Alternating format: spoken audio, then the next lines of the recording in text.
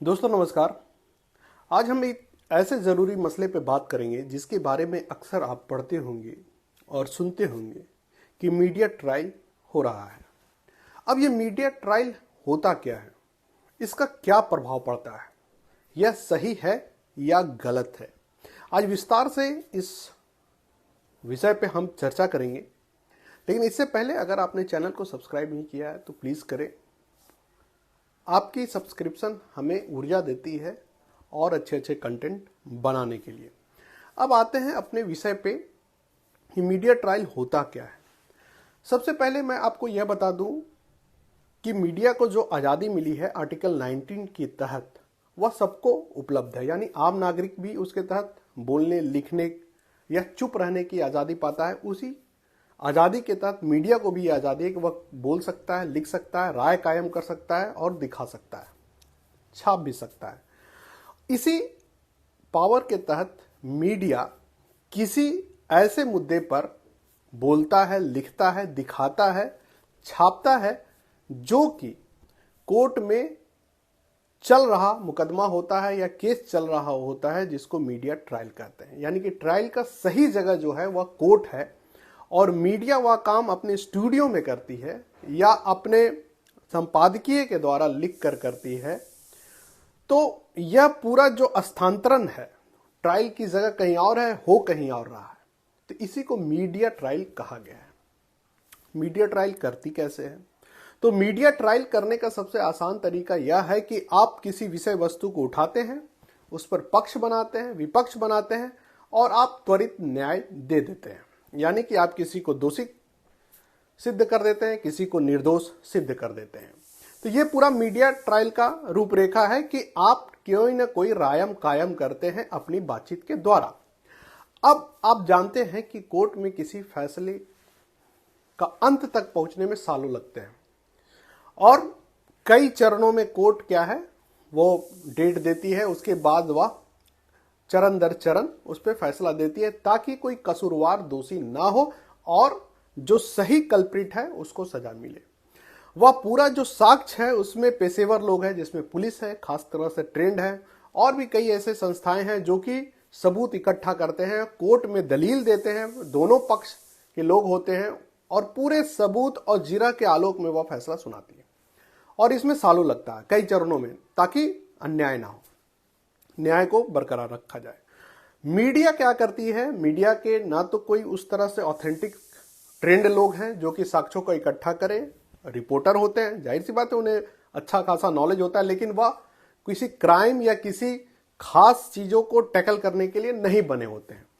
तो एक उनका अपना कुछ लोग होते हैं, विशेषज्ञ होते हैं, उसको अपने बैठाते हैं स्टूडियो में और फिर उस पर जीरा शुरू कर देते हैं। सही गलत का न्याय एक ही घंटे में कर देते हैं, या एक घंटे में नहीं तो अलग अलग चैनल 2-3 दिन लगातार बहस चलाकर वो पक्ष विपक्ष दिखाते रहते हैं। इसका असर यह होता है कि आम लोगों की जो रुचि है वो कोर्ट के फैसले में कम जाती है। यानी आम लोग कोर्ट के फैसले का इंतजार ना करते हुए मीडिया के द्वारा जो फैसला दिखाया जाता है, सुनाया जाता है या समझाया जाता है, उस पे ही अपनी राय कायम कर लेते हैं। और अगर कोर्ट के द्वारा न्याय कुछ और आया जो कि मीडिया के द्वारा बनाया गया राय था या अभिव्यक्ति था, अभिमत था, उससे उलट हो, तो लोगों के अंदर एक कोर्ट के प्रति शक की भावना होती है या असंतुष्टि का भावना होता है फैसले के प्रति।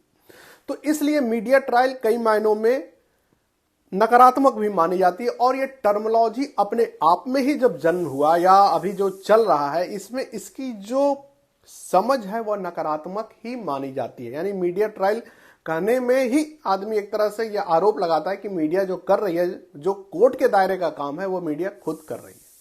इससे आप फैसले को प्रभावित करते हैं, जनमत को प्रभावित करते हैं और इसके द्वारा आप सस्ती लोकप्रियता या सस्ती टीआरपी या व्यूअरशिप भी इकट्ठा करने की कोशिश करते हैं। सस्ते और जल्दीबाजी में पाठक वर्ग भी क्रिएट करने का काम करते हैं। तो इस मामले में यह थोड़ी नकारात्मक है और इसके गुण भी कुछ हो सकते हैं। गुण यह होता है कि पब्लिक के एंगर को तुरंत कंटेंट मिलता है। यानी पब्लिक में गुस्सा है और फैसला कोर्ट अगर 6 साल बाद देती है तो शायद वो कहते हैं ना डिलेड वाली स्थिति है। मीडिया पर लोग देख के संतुष्ट होते हैं और उनको तथ्यों के नजदीक पहुंचते हैं और दोषी किस हालात में क्या किया है उसकी पूरी जानकारी उनको मिलती है परत दर परत। तो एक इससे फायदा, एक सिविल सोसाइटी या एक सोसाइटी में प्रेशर ग्रुप भी क्रिएट होता है। इसका यह भी फायदा होता है कि प्रेशर ग्रुप क्रिएट होता है और न्याय जल्दी मिलती है और सही मिलती है। अगला फायदा इससे यह हो सकता है कि अगर आप मीडिया ट्रायल करते हैं तो जो कल्प्रिट है उसको बार बार आप दिखाते हैं या उसके कारनामों को दिखाते हैं तो उससे समाज में एक मैसेज जाता है कि इस तरह का काम नहीं करना चाहिए, घृणित काम है, या इस तरह के काम करेंगे तो हम भी पकड़े जाएंगे। तो ये भी फायदा मिलता है। अगला फायदा यह मिलता है कि आप सही गलत में फर्क कर पाते हैं कि इस तरह के अगर काम करेंगे तो मेरे खिलाफ भी इसी तरह से जनमत बनेगा या आक्रोश होगा या विरोध प्रदर्शन होगा या इस तरह के चर्चा परिचर्चाएं होंगी। तो एक समाज को में सकारात्मक भावनाओं का संचार होता है। अच्छे कामों और बुरे कामों में लोग फर्क करना सीखते हैं, प्लस कौन से अच्छे संस्कार है बुरे संस्कार ये भी समझ में आता है। मीडिया ट्रायल के द्वारा यह भी फायदा होता है कि आम लोग भी तथ्यों से कैसे देखा जाए या तथ्यों को कैसे समझा जाए या कानूनी प्रक्रिया क्या है या कानून क्या कहती है इसकी भी अच्छी खासी जानकारी आम लोगों को होती है। लेकिन इसका जो सबसे फायदा यह होता है कि आम लोगों की जो इमोशनल आउटबर्स्ट है या गुस्सा है उसको तुरंत शब्द मिल जाता है या वह अभिव्यक्त होता है। तो ये इसके कुछ सकारात्मक पहलू हैं। लेकिन ज्यादातर मामलों में जो मीडिया ट्रायल है वह नेगेटिव माना जाता है और मीडिया ट्रायल के द्वारा आप कई लोगों को दोषी होने से पहले ही उसे कसूरवार आप ठहरा देते हैं। यानी कि जब तक कोर्ट किसी को दोषी नहीं कहे तब तक हर कोई अभियुक्त है, वह न दोषी है न निर्दोष है। लेकिन मीडिया कई बार उनको पहले ही दोषी करार दे देता है। उसी तरह से कई लोग का हो सकता है कि छवि हनन भी इसके द्वारा किया जा सकता है। छोटे मोटे क्राइम में भी उनको बार बार दिखा के एक बड़े क्रिमिनल की उनकी छवि बनाई जा सकती है। तो छवि हनन का भी इससे काम हो सकता है। इसीलिए मीडिया ट्रायल पर कई लोग खिलाफ भी हैं, इसके खिलाफ लिखा भी जाता है, इसको रोकने की मांग भी उठती है और इसके प्रति लोग नकारात्मक सोच भी रखते हैं। तो कुल मिलाकर ये था मीडिया ट्रायल। मीडिया ट्रायल किस माध्यम से होता है? तो वो किसी भी माध्यम से, अखबार में भी आप आर्टिकल लिख के कर सकते हैं, चैनल पे आप स्टूडियो में बुला के करते हैं, रेडियो पे परिचर्चा आयोजित करके कर सकते हैं, मैगजीन में भी कर सकते हैं। और सबसे ज्यादा मीडिया ट्रायल में तो सोशल मीडिया की भूमिका होती है, क्योंकि वहां पर आम लोग भी अपने पक्ष विपक्ष लिखकर एक राय कायम करने की कोशिश करते हैं।